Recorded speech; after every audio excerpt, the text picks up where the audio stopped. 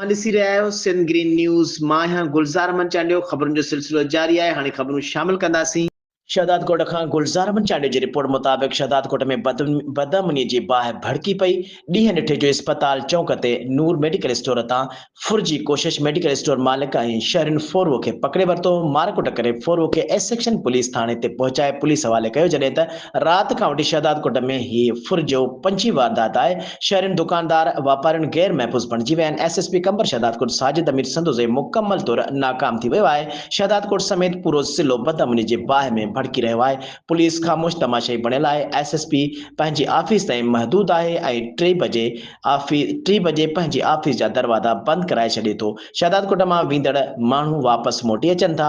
असां आईजी सिंध खां मुतालबो था कयूं त फौरी तौर ते बदअमनी ख़तमु कराई वञे ऐं एसएसपी खे हटाए शहरियुनि खे अमन फराहम कयो वञे।